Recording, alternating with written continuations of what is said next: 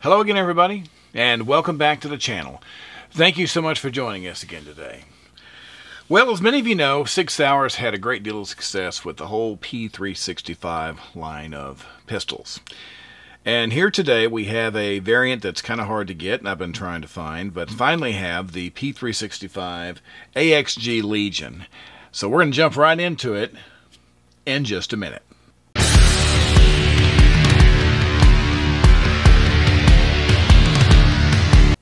Alright, once again, welcome back. Thanks for being with us today. If this is your first time coming to the channel, or if you've been here before and just haven't had the chance to do so before now and you like our content, please consider subscribing. You can locate that subscribe button in the lower right hand corner of your computer screen there. Or if you're on a mobile device, you can just scroll down below video and hit subscribe that way. Don't forget to hit the bell so you know when we do something new. It's a simple thing that helps out a whole lot, and we really appreciate it.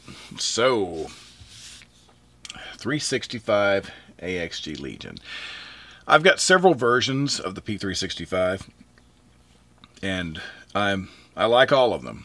There's not a single one that I've handled that I don't think has got some redeeming qualities. There's a lot of variants that handle a lot of different types of situations that you might need. So many of the P365s are definitely marketed as micros. Now I want to start off by doing a comparison here with my little P365 here, Romeo 0, just to give you an idea about the difference in size, because this is not exactly a micro. It's still small. It's a compact handgun, but if you compare it to something like the 365 here, little Romeo 0, you can see that it's a much bigger gun. And for those of you familiar with the 365 line, you're probably looking at this thinking to yourself, you know, it looks an awful lot like a macro, and you wouldn't be wrong, okay? Because basically, this is a really tricked out version. There's a little more to it than that, but essentially, as far as size and everything, it's a very highly optioned, extremely tricked out macro, if you will. So, a better comparison, I think, would be to take something that's a regular compact, like a Glock 19. And yes, the Glock 19 is much bigger, but I just want you to see something. If you're used to carrying, you know, a gun like that you consider a micro, and all of a sudden you look at it compared to something like this Glock 19, yes, it's a little smaller, but if you look at it, even down to the grip, you're dealing with quite a bit more size than you would expect in, say, a micro size handgun. Now, that's not necessarily a bad thing. I just want you to have a clear understanding of the size that we're looking at with this gun, because it's not exactly the same as the smaller versions. And of course, that's something we definitely need to address right up front if you plan on carrying this as a concealed weapon.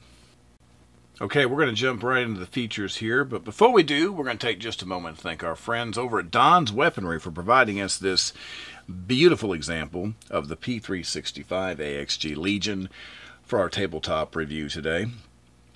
Don's Weaponry is a huge supporter of firearms safety and education, and we can't thank them enough. So, as usual, we're going to make our gun safe real quick. Remove the magazine there, let you see that chamber is clear and we are safe and ready to go. So we're going to start with the magazine here, since we already have it out. You can see that is a 17 round magazine, and they are good enough to give you 3 of them. I think that when you're buying a, what I call a highly optioned, a top tier, if you will, it's kind of like buying the highest version of a car. I want all the goodies. So extra magazines is something I actually expect, so I'm actually happy to see that they give you 3 with this, since it is a premier firearm, if you will.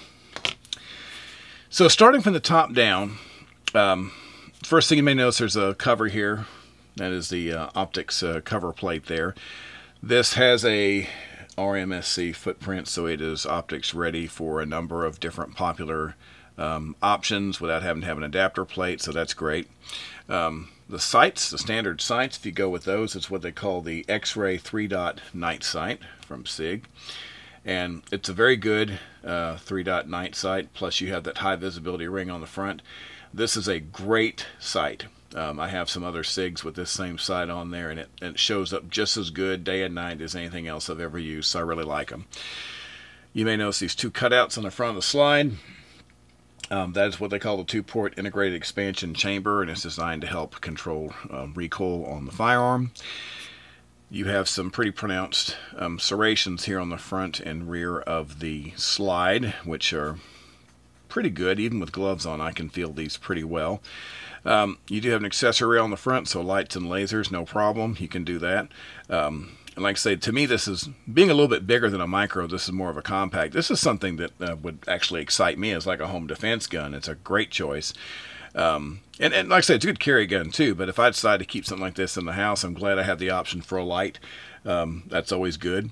You have your slide lock and release right here. It is just on the left-hand side, okay? And, of course, your takedown lever. And like a lot of these models, you're just going to, you lock the slide back and you rotate this down, and once it's in a down position, you can take the slide completely off and tip out your barrel and your spring and do your basic cleaning and your maintenance. Pretty good sized trigger guard. You'll hear me mention that a lot, but I like a larger trigger guard that you don't have to hunt to try to get your finger in there. In a high stress situation, I don't want to be trying to, you know, manipulate that space if I need to get my finger on the trigger. Speaking of triggers, it has what they call the X series flat trigger. You've seen this in some other models of the 365. You have your magazine release right here. It's a good placement, I think. With a proper two-handed grip, you catch this ridge on top of it, but I don't ever feel like, and even pressing on it here, I don't feel like I'm ever going to get on that mag release accidentally, but yet you can give it a squeeze and it comes out quite easy. The grip, I like these grips quite a bit. These are actually G10 Hogue grips, and they have the little, of course, Legion design on there. They're a very good grip. I'm a big fan of these G10 grips anyway, and I think the ones that they've made for this model are really, really good. You have some built-in, you know, patterning here on the front of the grip and on the back, so it's pretty... I like it when they do this in the metal because, you know, if you have this done in plastic, it's possible but unlikely you'll wear it out over time. But in the metal, obviously, you're not worried about this going anywhere. I think it feels good, and it's a good match to the G10. Then, of course, your magwell. You have this flared magwell, which a lot of people like that to give you, you know, that little extra room, dropping the magazines in there. I don't know if I'd so much need that on a carry gun. I do think it's a good option. So if you look at it all the way around, they've really given you really everything that you can get on a 365, and that's kind of like I was saying from the beginning. If you look at it, the pistol looks very much like a macro. And so if you took a macro and you maxed it out with everything Sig has to offer, all the bells and whistles, then this is what you get. And it's a very well optioned, very nice looking handgun. So when we talk about the range, the P365s that I have shot, the ones that I own, and every other model I've had my hands on, have all been good shooters. I'm just going to give you a nice brief summary. And since this is very much like the macro, your shooting experience is going to be very much like the macro. We've just some changes obviously to the gun, but the overall, you know, feel of the gun is going to be like the 365 macro. Now let me go ahead and make sure that we're clear again. You can see that we are safe and good to go here. Let's talk about the trigger first. So you've got this flat trigger, what they call the X series flat trigger, and I actually like it. It's got a bit of you look at it here, you get a little bit of take up right here, and you get into a small little area of resistance, and then you just come straight back, nice, clean, and then here's your reset. It's pretty short. Then you get back into it again. It's a very consistent, there we go. It's a very consistent, nice feeling trigger. And, you know, a lot of these smaller guns, I think that's one thing that gets sacrificed is the quality of the triggers. But I think the 365s have got really good triggers, all of them. I've been really happy with them so far, and this one is no exception. So how's it do with ammo? It's not picky. You know, I gave it plenty of the SMB 115 grain, the PMC bronze, 115 grain, no problem. You can shoot this all day long. I got tons of other blazer. I put some blazer brass through it too. No problems there. I'm always going to try some different defensive rounds just because it's important to see how they perform. The V Crown is always going to make an appearance, 115, 124. I always shoot both of these through every gun just to see which one is better for me. I tend to shoot these really well, which is why I use them. Sig doesn't pay me to talk about their ammo, so don't worry about that. That's why you see all kinds of other ammo right here, including the Critical Duty 9mm 135 grain. I shot some of that. And of course, I love the Spear Gold Dot 124 grain. Out of all these, the victor for me as far as accuracy was the 115 grain V Crown, and it often is in guns this size that I shoot. Like I said, I'm not really sure why, but for me, it's a very consistent round, and I do well with it. So what can I say? It's a good shooting gun. For me, the metal frame, I actually like the feel of this better than a polymer handgun. And I got plenty of polymer handguns too, but to me there's something about a metal, metal frame, metal slide. I very quickly can get used to shooting this. And actually, most people that I talk to that shoot both kinds of guns that have been doing it for a while, they tend to agree with me about if they can get an all-metal gun, they prefer to do it anyway. Now, of course, there's going to be some consequences to that. Obviously, it's going to be heavier. And yes, it's going to shoot different than a polymer gun because it's not going to have the same flex in the frame. Does that mean it's not going to shoot well? Absolutely not. I can shoot this gun as good as any other 365 that I have, and it's not picky about what kind of ammo you put through it. So if you've been considering it, there's no need to hesitate. So once again, this is not exactly a micro compact. Having said that, there's a lot of different ways that I would carry a micro compact that are going to go out the window because this is a bit bigger. You've probably heard me talk about using sticky holsters and going in the pocket. This is just a little too big. It's right on that borderline where it's no longer a pocket gun for me. But it is about the right size for a single clip. Like a little TX4 Victory, something like this. And then, of course, there's tons of holsters out there, like this. But I like being able to take something like this, and then I can go. You can appendix carry that. You can carry that on the side. I don't have to have much in the way of a holster as long as it's a solid, some kind of solid hold on the belt. And this has got a nice firm metal clip.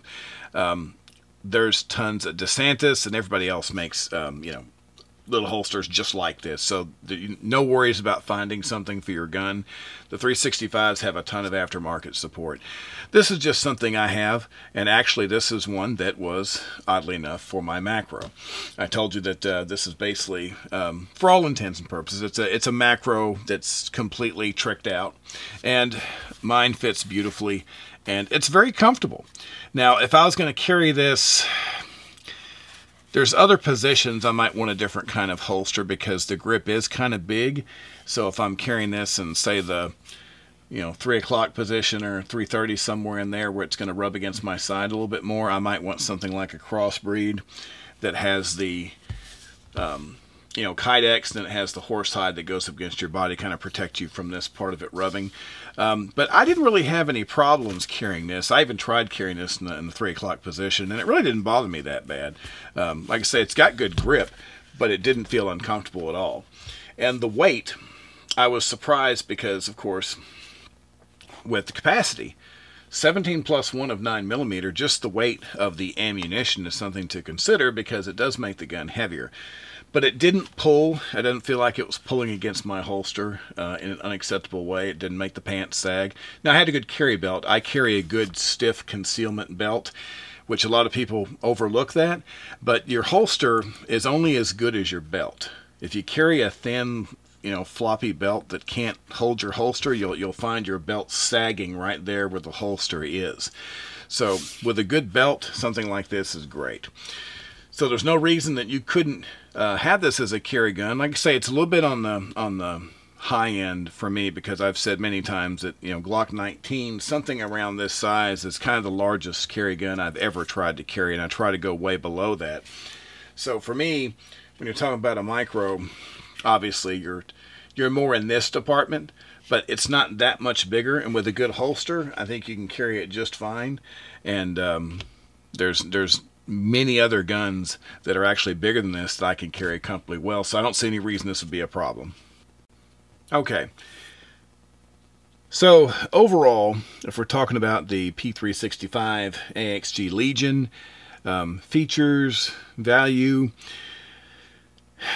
anytime that you're looking at a very well optioned high-end handgun, your school of thought for me has to be a little bit different.